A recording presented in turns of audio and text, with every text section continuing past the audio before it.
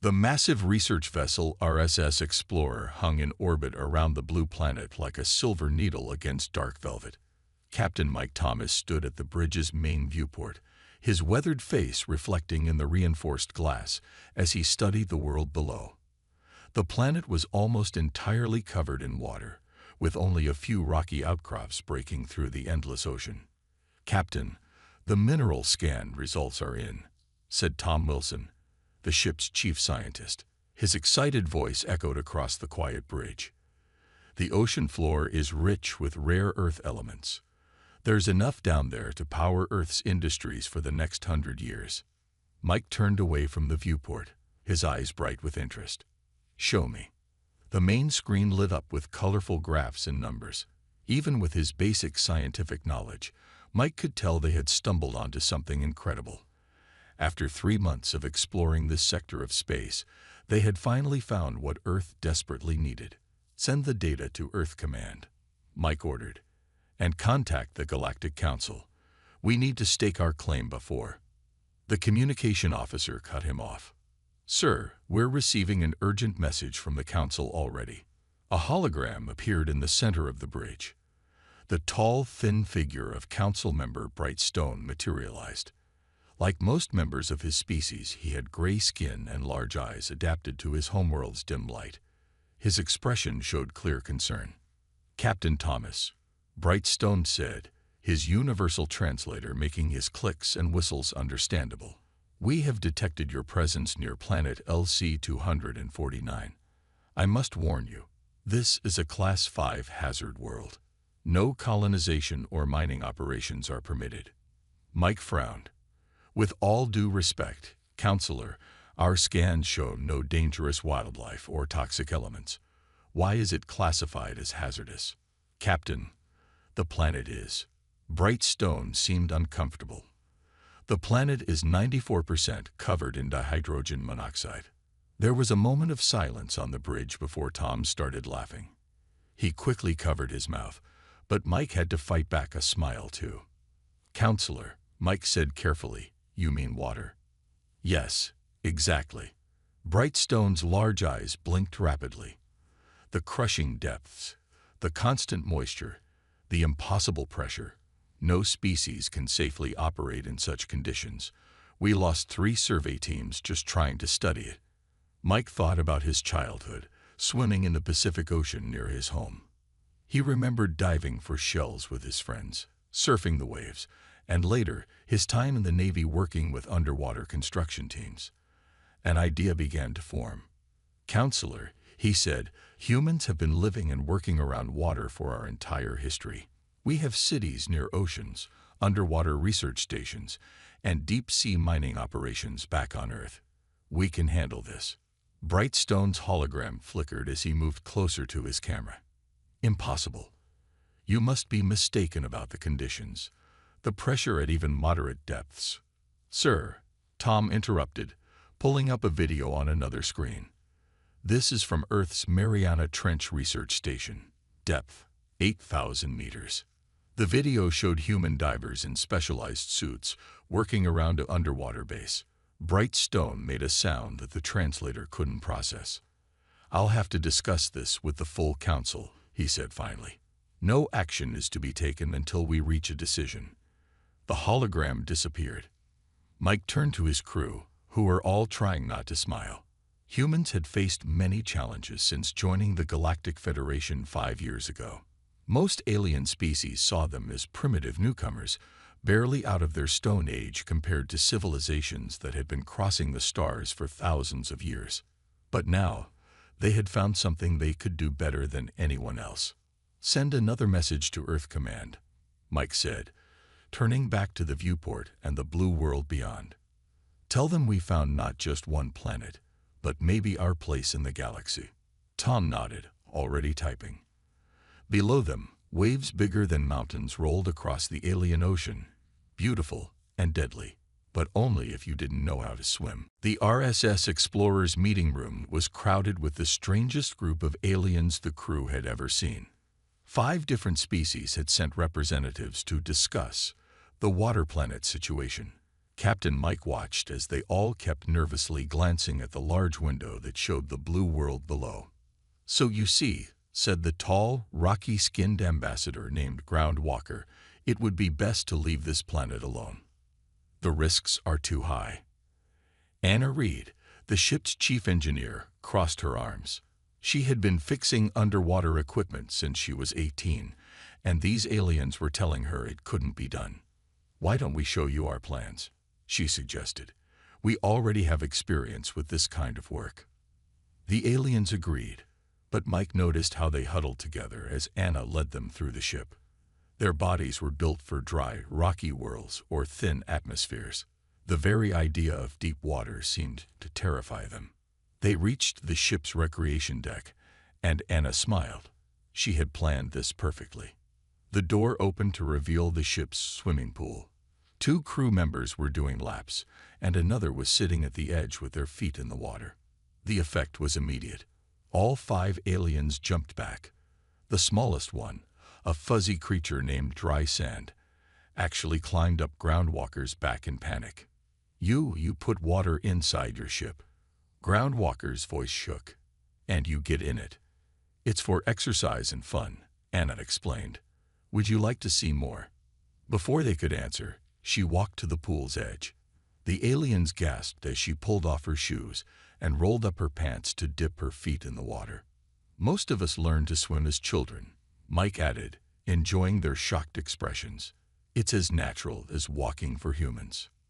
"Natural," squeaked Dry Sand from his high perch. "There's nothing natural about submitting yourself to the crushed death liquid." Anna stood up. "Would you like to see something really interesting? We can show you our underwater repair bay." The aliens followed, though they stayed far from the pool. In the repair bay, Anna put on a simple diving suit. Through a large viewing window, the aliens watched in horror and amazement as she worked underwater for 30 minutes, fixing test equipment. When she came out, tripping but smiling, Groundwalker stepped forward. "This is remarkable," he admitted. "But surely you cannot go deeper than this small tank." "Actually," Mike said, pulling up a display, "we've already designed the mining operation. We'll start at the shallow depth of 100 meters and work our way down to 1,000 meters once we're established." The alien representatives all made different sounds of shock in their native languages. "Impossible," shouted Groundwalker. "The pressure would be easily handled by our reinforced suits," Anna cut in. "We've been handling these pressures for over 100 years." The aliens huddled together, speaking quickly in their own languages. Finally, Groundwalker turned back to Mike. "We must report this to the council," he said. "This is unexpected. We had no idea your species was capable of such things." As they left the ship, Mike heard Dry Sand whisper to another alien, "Did you see how they just put their bodies in the water? Like it was nothing." Later, on the bridge, Anna joined Mike at the viewport. "You think we scared them too much?" she asked. Mike shook his head. "They needed to see it. The galaxy needs to understand that humanity isn't just surviving in space. We have things to teach them too." Below them, the ocean planet turned slowly, its waters hiding treasures that only humans could reach. For the first time since Earth joined the galactic community, they had found something that made other species look at them with respect instead of pity. "Send a message to Earth," Mike told his communications officer.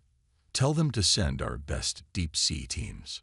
I think things are about to get very interesting." The Galactic Council chamber was massive, with seats rising up like a giant stadium. Representatives from 200 species filled the room, all talking at once about the water planet situation. Captain Mike and Engineer Anna stood in the center platform, feeling like they were on trial. Council Leader Bright Stone raised his hands for silence. "We have a problem," he announced.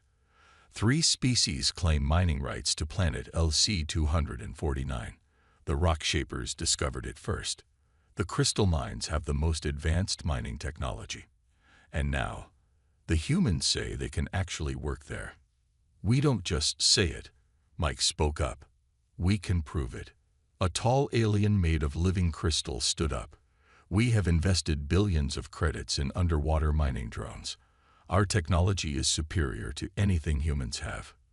"Then prove it," Anna said suddenly. Everyone turned to look at her. Even Mike was surprised. "What do you mean?" asked the crystal mind representative. Anna stepped forward. "Let's have a competition. First species to set up a working underwater mining operation gets the rights to the planet." The chamber erupted in noise again. Mike leaned close to Anna. "Are you sure about this?" She nodded. "Trust me. They'll spend months trying to build perfect machines. We just need to get people down there and start working." The rock shaper representative, a massive being that looked like a walking boulder, laughed.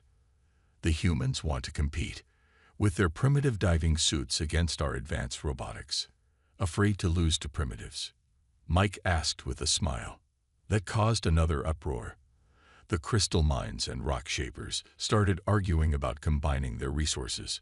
Soon, 5 more species joined their alliance. "Very well," Bright Stone said finally. "We will allow this competition. Each team has 3 Earth months to establish a working mining operation at a minimum depth of 500 meters. Mike felt his smile fade. They had planned to start at 100 meters. 500 was going to be much harder. The Alien Alliance immediately began making plans. Their representatives pulled out advanced holographic displays, showing designs for massive underwater robots and automated mining systems. As Mike and Anna left the chamber, they heard the aliens discussing their plans. "Our new quantum-controlled drones will easily handle the pressure," one said. "And our force field technology will keep the water away from sensitive equipment," added another. Back on their ship, Mike called a meeting with his crew. "We need to call Earth," he said. "Get me Jack Peterson, the deep-sea mining expert." Tom asked. "The best there is," Mike confirmed. "And tell him to bring his whole team." The call to Earth was quick. Jack's weathered face appeared on the screen, his gray beard still wet from diving. "Let me get this straight," Jack said after hearing the situation. "They're building fancy robots, and you want us to go down there with regular diving suits." "Advanced suits," Anna corrected. "But yes, we know how to work underwater. They don't." Jack started laughing. "These aliens really think robots can outperform experienced divers. Count me in. I'll bring my best people." Over the next week, ships arrived from all over the galaxy. The Alien Alliance built a massive space station above the planet, filled with laboratories and factories to build their underwater drones. The human ship looked tiny next to it. When Jack's team arrived in their small mining vessel, the aliens actually sent a message asking if they'd brought the wrong ship. "They think we need a bigger ship," Mike told his crew during dinner. "They don't understand that we're not building huge machines. We're just going swimming." Anna watched through the window as another alien construction ship arrived. They were building the most advanced underwater machines ever designed. "You know what the funny part is?" she said. "They're so busy trying to stay dry, they've forgotten the simplest solution." "Which is?" asked Tom. "If you want to work in the water," she smiled, "you have to be willing to get wet." Below them, the ocean planet waited. Soon, they would show the galaxy why humans were the best species for this job. Sometimes the simplest solution was the best one, even if it meant doing things the wet way. Jack Peterson stood in the cargo bay of the RSS Explorer, inspecting the diving suits lined up against the wall. Each suit was built for deep-sea work, with reinforced joints and backup oxygen systems. Nothing fancy, just trusted equipment that had kept divers alive for decades. "Your suits look simple," said a crystal mind observer who had come to inspect their preparation. The alien's crystalline body sparkled under the bay lights. "Simple works," Jack replied, checking the pressure seals. "Been using this design for 20 years. Never lost a diver." Through the cargo bay window, they could see the Alien Alliance's massive space station. Lights flashed constantly as they tested their underwater drones. Each drone was the size of a small house, covered in shining metal and glowing force fields. Tom Wilson walked in, carrying a tablet. "Jack, you should see this. The aliens just announced their drone features." The list was impressive. Quantum computers, advanced AI, force field generators, matter phase shifters, and equipment that didn't even exist on Earth yet. Jack just laughed. "You know what none of those fancy machines have?" "What?" asked Tom. "Human instinct, experience, the ability to think and adapt underwater." Jack picked up a diving helmet. "All their technology is trying to avoid dealing with water. We're going to work with it." In the next bay, Anna was training new divers from Earth. Most had years of experience, but nobody had ever worked at 500 meters on an alien planet. "Remember," she said to the group, "the pressure at that depth is intense. But we've got something better than alien technology. We've got each other. Always dive in pairs. Always check your buddy's equipment." The crystalline observer watched in confusion as the divers practiced emergency procedures. "Why do you not simply program these responses into machines?" "Because every emergency is different," Anna explained. "Sometimes you need a human brain to solve problems." Meanwhile, Captain Mike was in his office, reviewing the competition rules with Brightstone's hologram. "To clarify," Brightstone said, "you intend to send actual humans into the death water." "We call it the ocean," Mike corrected. "And yes, 20 of our best divers. The Alien Alliance has built 50 automated mining drones. Each cost more than your entire ship." Mike smiled. "Quality over quantity, counselor. One good diver is worth more than 10 machines." Later that day, the crew gathered in the ship's mess hall. The mood was focused but relaxed. Unlike the alien station, where thousands of engineers rushed to perfect their machines, the humans took time to rest and prepare. "Look at this," Tom said, showing everyone his tablet. The alien news networks were calling their mission suicidal. Some were even betting on how long it would take for humans to give up. "Let them talk," Jack said, cleaning his diving mask. "They don't understand what we can do." Anna watched through the window as another alien drone was tested. It was beautiful, covered in lights and science that seemed like magic. But when it hit the water, it moved stiffly, awkwardly, like it was afraid of the ocean around it. "That's their weakness," she said. "They're fighting against the water. We've learned to work with it." The next morning, as Jack's team did their final equipment checks, an alarm sounded from the alien station. One of their test drones had gone too deep and imploded. "See the problem?" Jack asked his divers. "They think technology alone will save them. But down there, in the dark and pressure, you need something more. You need to understand the water, feel it, respect it." He looked at his team, men and women who had spent their lives working under the waves. They weren't wearing shining armor or carrying advanced weapons. Their equipment was simple, tested, reliable. "Tomorrow," he said, "we show them why humans are the best species for this job. Not because we have the best machines, but because we're not afraid to swim." His team finished together. Outside, the ocean planet turned slowly, its vast waters waiting. The aliens might have their machines, but humans had something better: generations of experience and the courage to dive deep. Sometimes the oldest solutions were the best ones, and humans had been swimming since before they could walk. The ocean's surface broke as the first alien mining drone descended into the dark waters. It was beautiful, a massive machine wrapped in glowing force fields, bristling with sensors and equipment.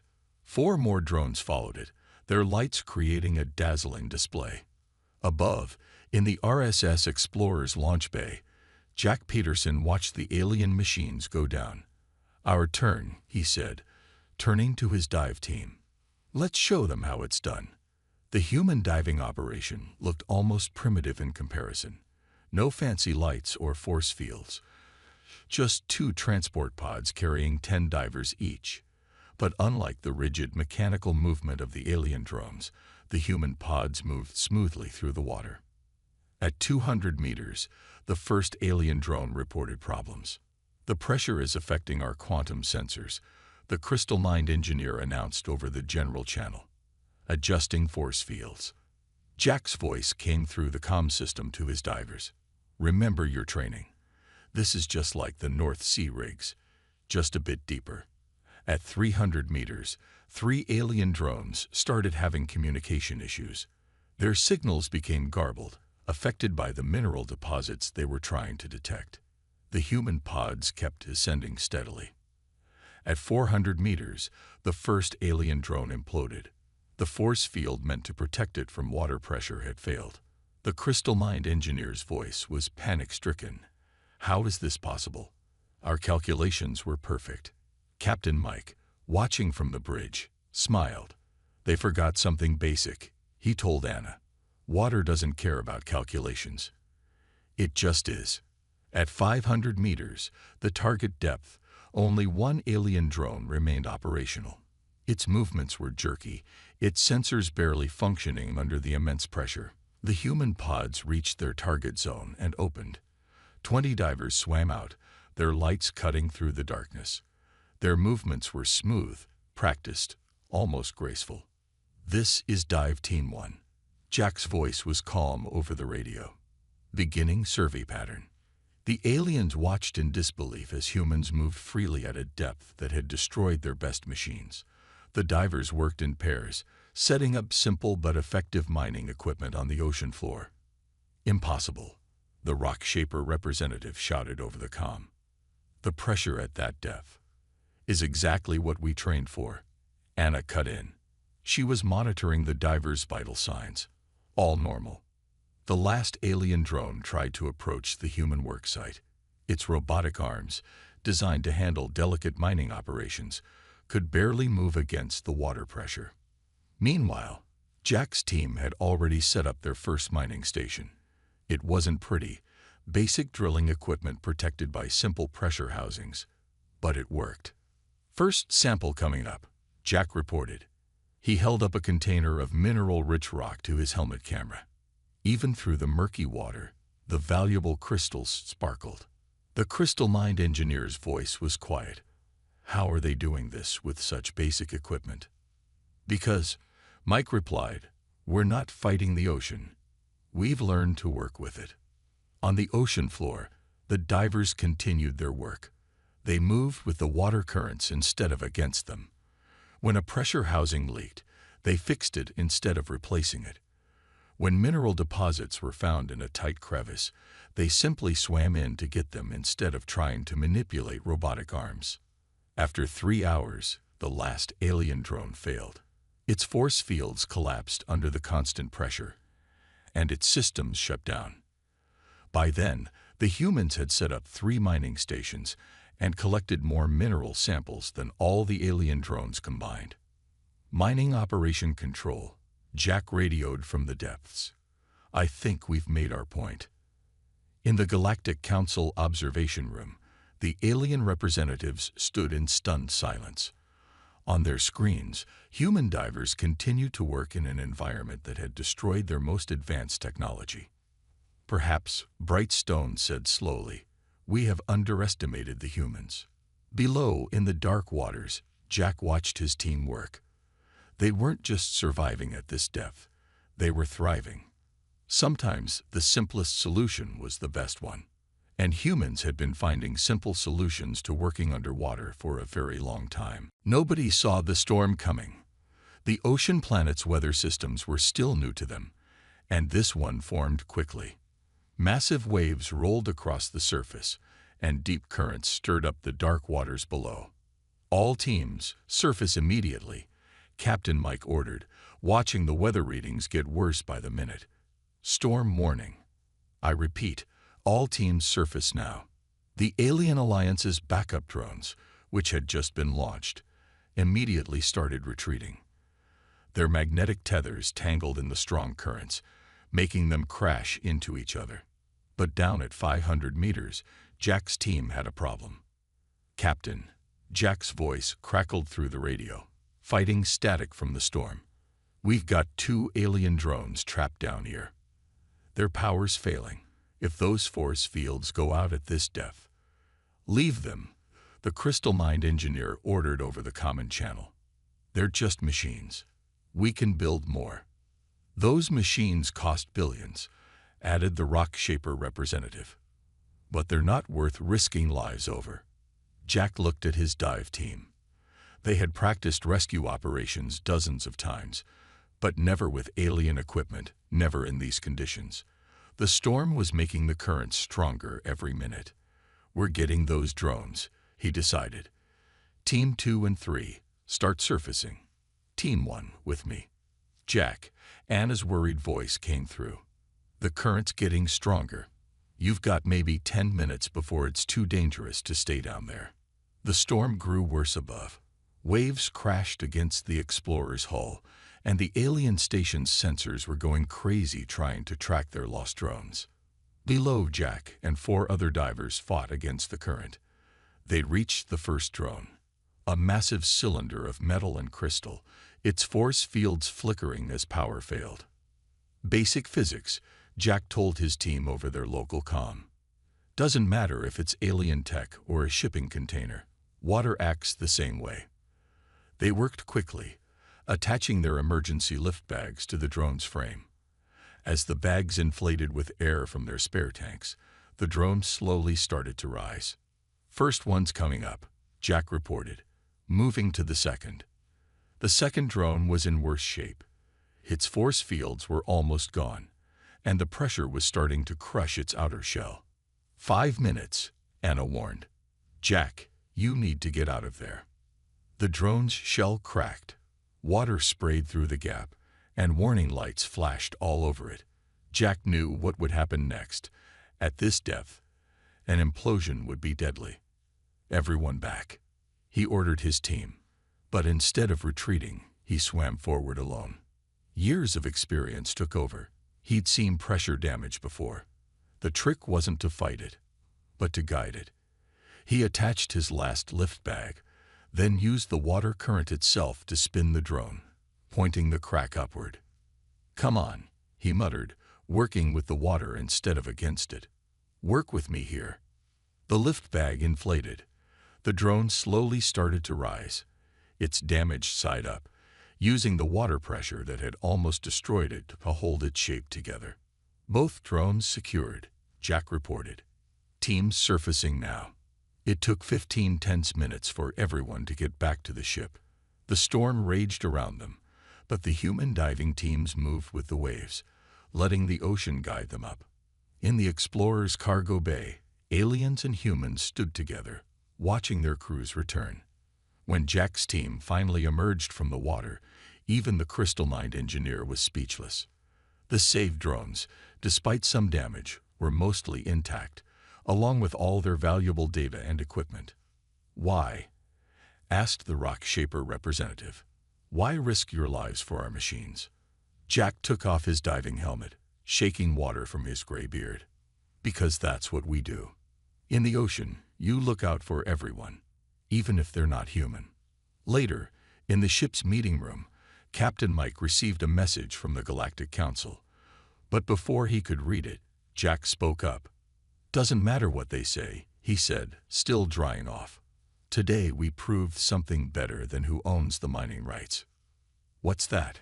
Asked Anna. We proved that humans don't just work in the water. Jack smiled. We belong there. And sometimes that means helping others learn to belong there too.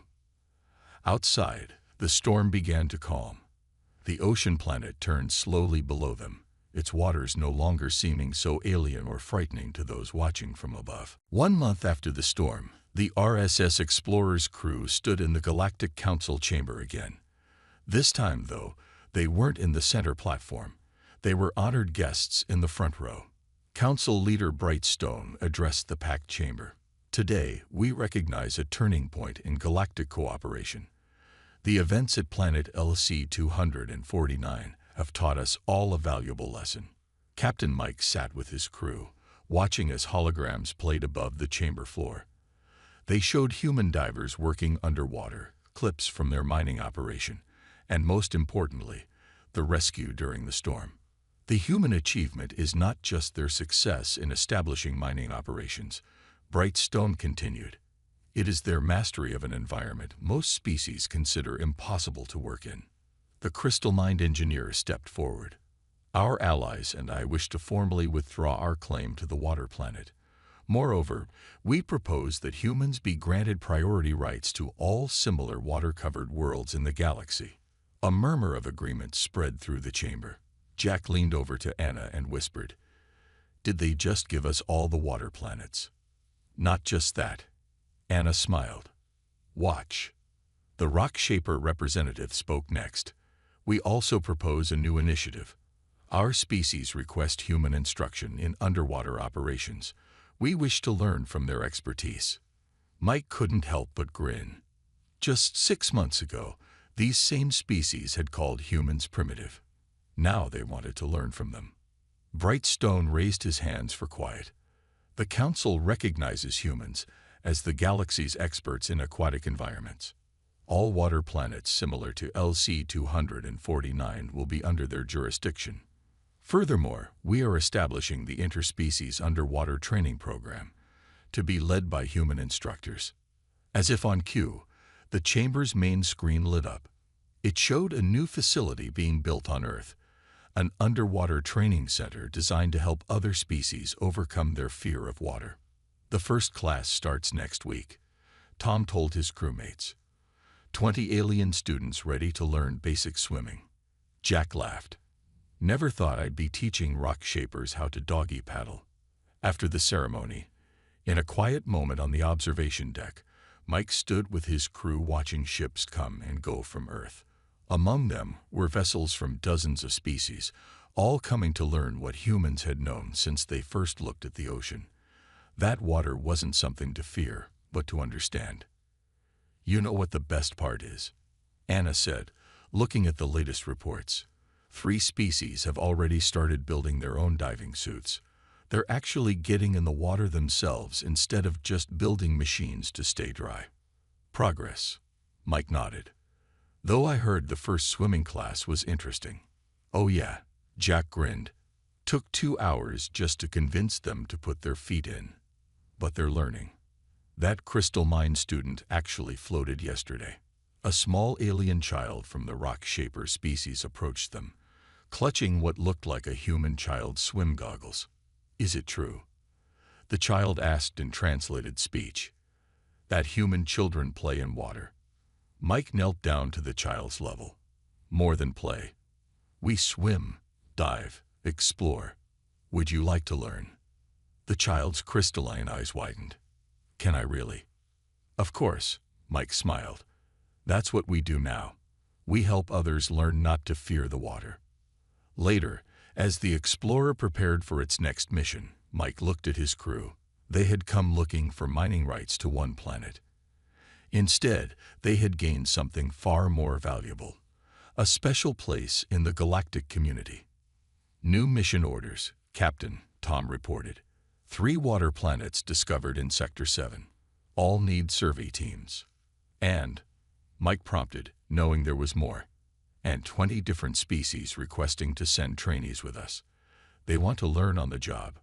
Mike looked out at the stars, thinking of all the water worlds waiting out there. Humanity had found its niche in the galaxy, not through advanced technology or military might, but through their simple, ancient relationship with water. "Tell them yes," he said.